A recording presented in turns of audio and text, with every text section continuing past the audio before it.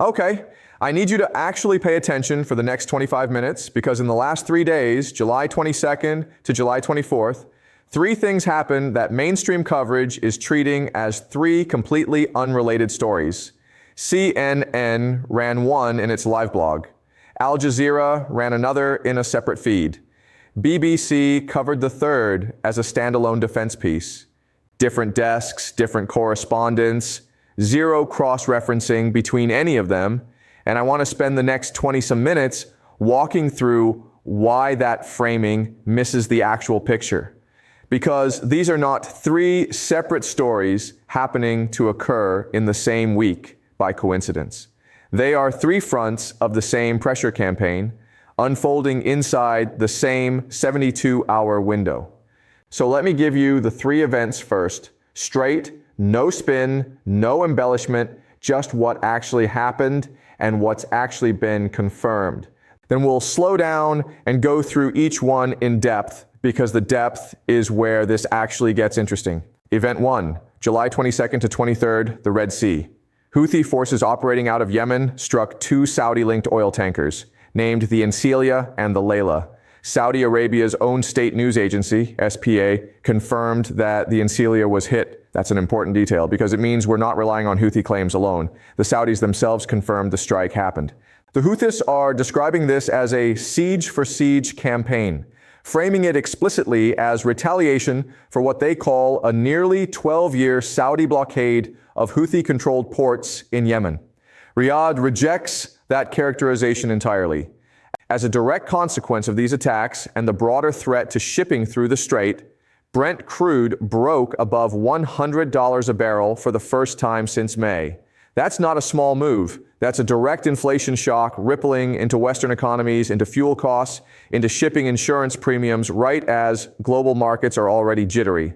President Trump responded publicly, warning of what he called major military punishment against both Iran and the Houthis themselves if attacks on shipping continue. Secretary of State Marco Rubio took a slightly different tone, saying the Houthis had been snookered by Iran into joining this war and expressing hope that they would stop. So even within the American response, there's daylight between the threat of punishment and an attempt at de-escalation through rhetoric. That tells you something about how uncertain Washington itself is about how to handle this particular front. That's the situation on the water as of this recording. Event 2, July 20th, the English Channel. A Russian Baltic Fleet frigate, the Neustrashimai, and I want to translate that for you because it matters. It means the fearless in Russian. Conducted a 30-minute live-fire gunnery exercise using its main 100mm gun, roughly 40 nautical miles south of Plymouth, England. Now, technically, this happened in international waters. Nothing about it broke maritime law, but it happened inside one of the busiest commercial shipping lanes on the entire planet, a lane that sees enormous volumes of civilian and commercial traffic every single day. A Royal Navy offshore patrol vessel, HMS Tyne, was shadowing the frigate at the time. The Russian ship gave advance notice that it intended to begin gunnery activity, and HMS Tyne repositioned from roughly 2 nautical miles away out to about 5 for safety. RAF Typhoon fighter jets and a supporting refueling tanker were observed operating over the channel in the vicinity during the exercise, and a French maritime patrol aircraft also monitored the drill and made radio contact with the Russian frigate to clarify its intentions. Here's the detail that I think actually matters most. This happened on the exact same day that Andy Burnham was sworn in as Britain's new Prime Minister. The Ministry of Defense issued a fairly measured statement saying the Royal Navy monitored the exercise throughout and continues to track Russian naval activity closely. Officially, there was no confirmation that the timing was deliberate, but multiple defense analysts and outlets covering this story independently described the coincidence as, in their words, striking. And it's worth knowing this wasn't an isolated incident. A month earlier, in June, British forces intercepted a sanctioned Russian oil tanker in these same waters, and the Russian frigate Admiral Grigorovich reportedly fired warning shots near a British-flagged yacht south of the Isle of Wight in what looked like a response. So what you have is an escalatory sequence stretching back weeks not a single isolated event. Event 3, July 24th, Cholpon-Ata, Kyrgyzstan. Iran's foreign minister, Abbas Araghchi, held separate bilateral meetings with Russia's Sergei Lavrov and China's Wang Yi on the sidelines of the Shanghai Cooperation Organization's Council of Foreign Ministers meeting. Sit with that for a second.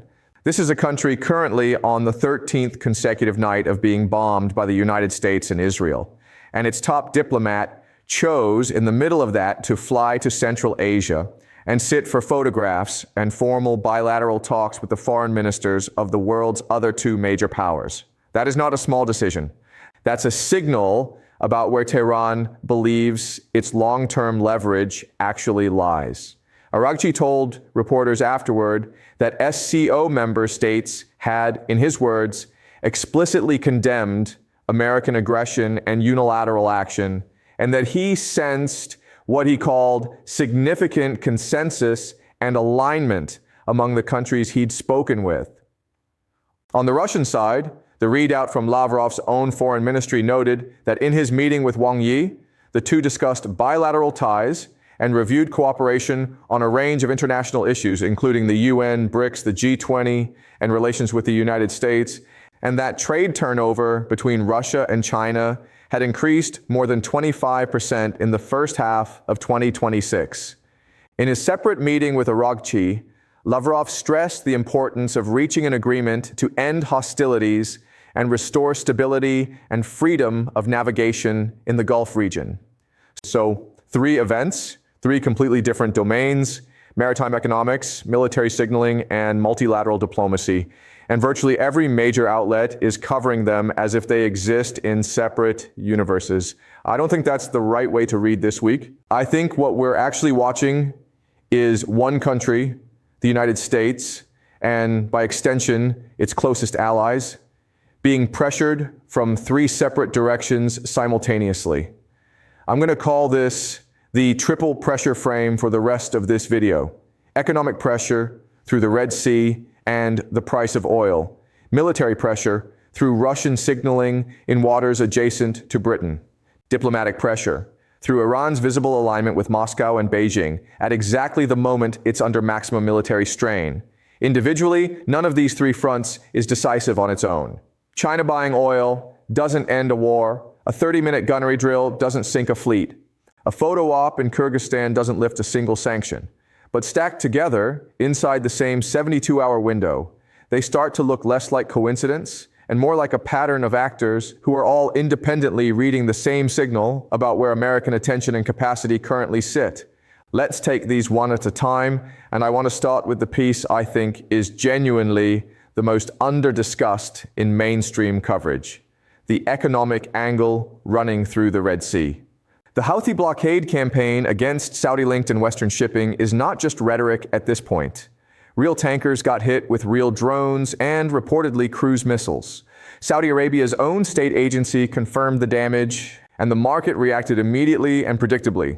Brent crude crossing $100 a barrel is a direct, measurable cost landing on consumers and businesses across the Western world.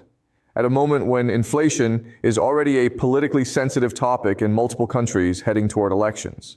Shipping insurance rates are climbing sharply as underwriters price in the risk of transiting both the Strait of Hormuz and Bab al-Mandeb. That is real, quantifiable economic damage, and it's happening in a corridor that carries a significant share of global seaborne trade and roughly 1/10 of the world's oil shipments. The strategic logic here doesn't require any exotic explanation. Choke point warfare is cheap for the side doing the choking and expensive for everyone forced to reroute or insure against the risk. That is genuine leverage, and it's being exercised by an Iranian-aligned proxy force while Tehran itself continues to sit at diplomatic tables in Kyrgyzstan and elsewhere. Now, I want to be honest with you about something because I think this distinguishes a serious analysis from a sensationalized one. There is commentary circulating this week claiming there's a provable systematic arrangement where Chinese-flagged tankers get guaranteed safe passage through this exact blockade while everyone else pays the price or gets turned away. I went looking for solid, independently verifiable confirmation of that specific claim. and I could not find reporting that met a bar I'd be comfortable putting in front of you as established fact, so I'm not going to assert it here as something we know to be true. What I can tell you, verified on the record, is that the blockade itself is real. The price shock is real, and right now it is landing hardest on Saudi-linked and Western shipping. If independent maritime tracking data over the coming week shows a consistent, verifiable pattern where certain flagged vessels move through unmolested while others don't, that would be worth revisiting with actual evidence behind it. Until then, it's a lead worth watching, not a conclusion worth repeating as fact.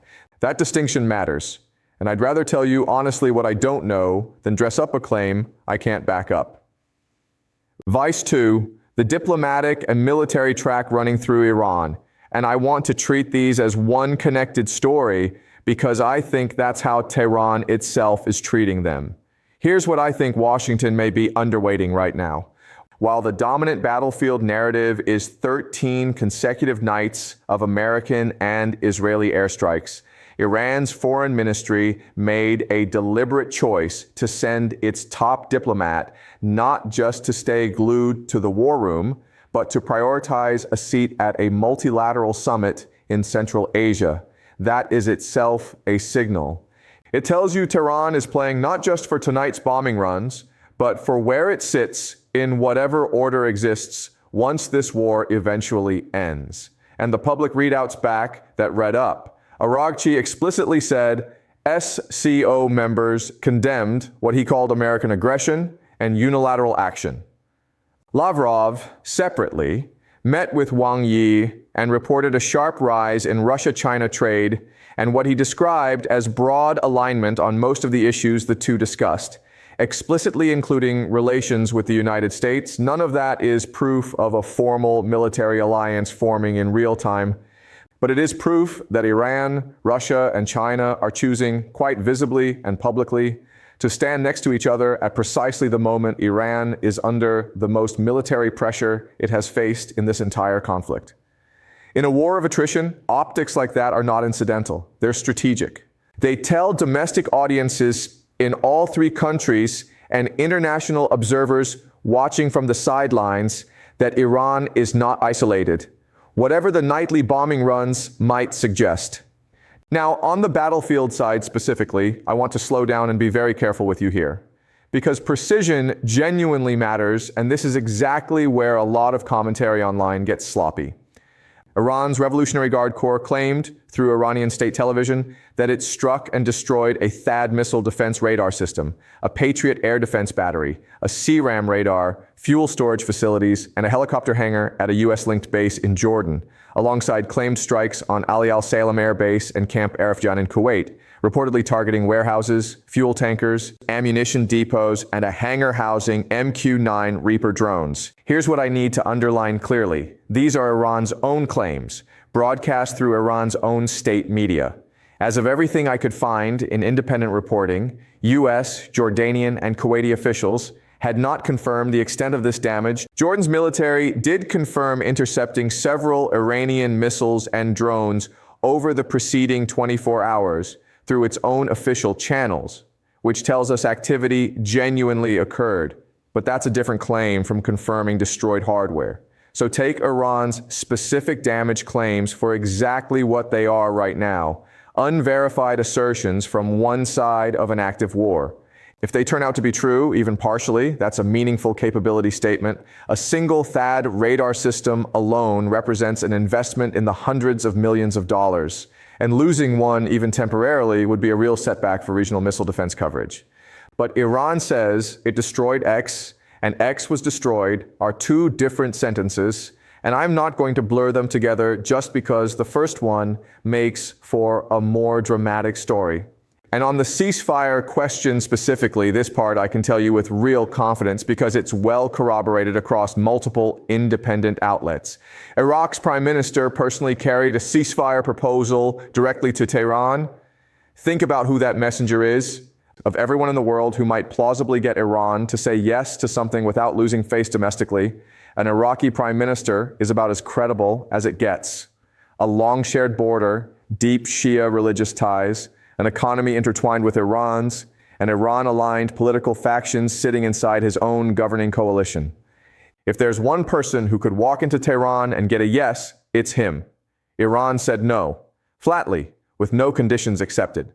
In that same week, back in Washington, the U.S. House of Representatives passed a measure to limit President Trump's war powers by a vote of 214 to 208, while a parallel resolution in the Senate rebuking Trump over the war failed to advance. So domestically, American political leadership is visibly fractured on how far this campaign should go. And Tehran, watching that fracture unfold in real time, chose to reject the one off-ramp carried by the one messenger most likely to succeed with it. I don't think that's the behavior of a government that believes it's completely out of options.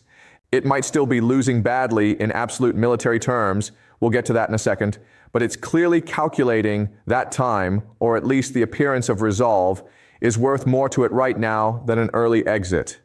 Vice 3, Russia and the signal in the channel. I actually find this one the most interesting of the three precisely because of what it deliberately wasn't. It wasn't an attack. Nobody was hurt, no ship was damaged, no international law was technically broken. Firing live rounds in international waters with advance notice given to nearby vessels is, strictly speaking, legal under maritime convention. But context around a legal act can still carry an illegal act's worth of meaning. This happened on the exact day Britain got a brand new prime minister. It happened a month after British forces intercepted a sanctioned Russian tanker in these same waters, and after another Russian frigate reportedly fired warning shots near a British-flagged yacht in apparent response to that seizure. So, lay the sequence out. June, warning shots near a British civilian vessel following a tanker seizure. July, a 30-minute live-fire drill 40 nautical miles from one of Britain's principal naval bases, timed precisely to a change of government. That's an escalatory pattern, not a single random data point. And I think it's worth understanding why this matters economically for Moscow specifically, not just symbolically. Russia's so-called shadow fleet, the large, often aging and underinsured collection of tankers it uses to move sanctioned oil around Western price caps, has to physically transit the English Channel to reach buyers in Asia and elsewhere. That revenue stream is not optional for a war economy operating under heavy sanctions. It's close to existential. So the frigate's presence in the channel plausibly reads two ways at the exact same time. A political message aimed squarely at a brand new British government that had just pledged continued unconditional support to Ukraine, and a practical show of force protecting Russia's own oil lifeline from further British interdiction. Both of those readings can be true simultaneously, and honestly, that layered ambiguity is usually exactly how state-level signaling actually works in the real world. It's rarely just one message. It's usually two or three stacked, so that if one gets called out publicly, the government involved can retreat to the more innocent-sounding explanation. Now let me steel man the other side of this whole argument, because I think a fair analysis has an obligation to do that, and frankly, the counter-argument here has real substance, not just a token objection to knock down. The strongest version of it goes like this.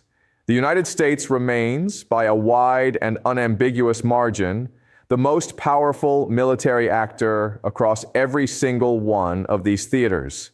It maintains carrier strike groups and tens of thousands of troops throughout the Gulf region. It is conducting nightly air operations against Iran with no confirmed sign of stopping or slowing down.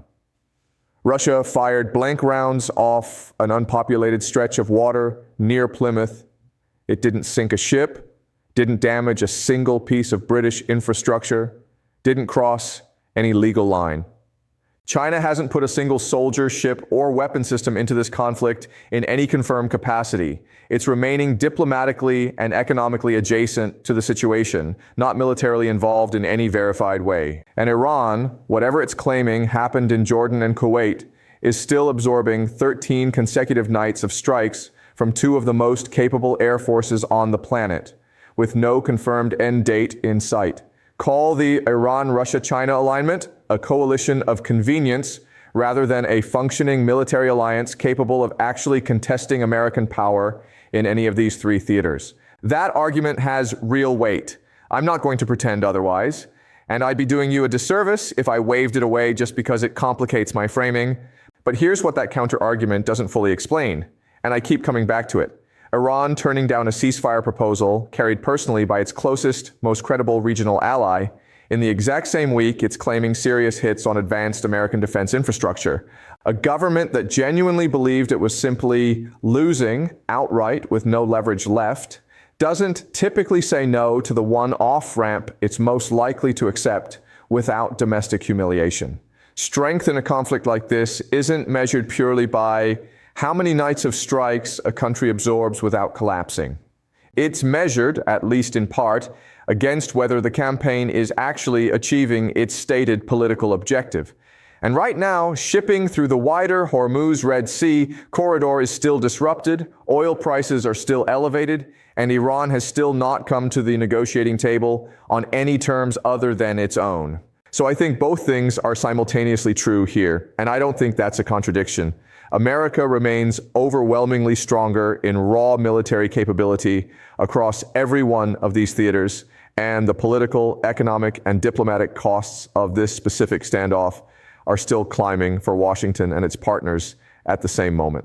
One more thread I want to bring in before we wrap up, because it ties directly into all of this and honestly deserves its own full segment: the Saudi nuclear deal, and what looks like a genuinely self-inflicted diplomatic wound landing at a strategically awkward moment. On July 22nd, the United States and Saudi Arabia signed what's called a Section 123 Civilian Nuclear Cooperation Agreement, formally signed by the U.S. Energy Secretary and the Saudi Energy Minister. This is a real first-of-its-kind step. American companies would get front-row access to help build out Saudi Arabia's civilian nuclear infrastructure. And Saudi Arabia, notably, was not required to sign the International Atomic Energy Agency's stricter additional protocol, the same gold standard safeguards the UAE agreed to back in 2009 as part of its own nuclear deal with Washington. That's a meaningfully lower bar of oversight than precedent would suggest. Then, the very next day, President Trump posted on social media that the deal already signed would only move forward if Saudi Arabia joined the Abraham Accords and normalized relations with Israel, while simultaneously insisting there would be no enrichment of nuclear material. Multiple U.S. officials told CNN that under the actual signed text, a joint American-Saudi technical team would still explore whether enrichment is commercially viable down the road, which sits somewhat awkwardly next to a public no enrichment declaration made after the fact. As of this recording, Saudi Arabia has not publicly responded to the Abraham Accords condition. Israel's government welcomed the condition warmly. Critics on both sides of the debate, from Democratic lawmakers in Washington to opposition politicians in Israel, immediately called the sequencing chaotic, sign a landmark, decades-long agreement one day, then attach a difficult new political condition to it in public, on social media, the very next day. Whether or not Riyadh eventually accepts that condition or quietly starts exploring nuclear partnerships elsewhere is going to say a great deal about how much Gulf partners still trust Washington's word once the ink is already dry on a formal agreement. So here are three things I'd actually watch over the next several days. Not predictions dressed up as certainty, indicators, things you can check yourself against primary sources rather than taking my word for. Watch number 1, Saudi Arabia's public response or continued conspicuous silence on Trump's Abraham Accords condition. A quick public engagement, whether accepting, rejecting, or counter-proposing, tells you Riyadh is still operating comfortably inside the American diplomatic framework. Extended silence beyond the next several days would suggest something quieter is happening behind the scenes, possibly involving alternative nuclear technology partners like Russia's Rosatom or China's CNNC, both of which have reportedly been courting Saudi Arabia for years without attaching political conditions. Watch number 2. Whether the United States, Jordan, or Kuwait issue any official confirmation or denial of the specific hardware damage Iran is claiming in its Jordan and Kuwait strikes, particularly around that THAAD radar system. Right now, this sits as a one-sided state media claim from one party to an act of war. It genuinely needs independent confirmation, whether through satellite imagery, official government statements, or independent journalism, before it should be treated as an established fact rather than a claim. Watch number 3, whether independent, publicly available maritime tracking data over the coming week shows any consistent, verifiable pattern in which vessels get struck, turned back, or pass through Bab el-Mandeb safely. That's exactly the kind of specific claim that should be checked directly against primary shipping data rather than repeated, because it sounds strategically plausible. That's genuinely your homework if you want to check my work here. And I'd encourage you to actually do it rather than just trusting me. Go read the CNN and Al Jazeera live coverage of the Iran war directly yourself. Go read the actual public readouts from the Russian Foreign Ministry and the SCO on the Cholpan Atta meeting. And go pull real primary shipping data instead of taking anyone's summary of it at face value, mine included.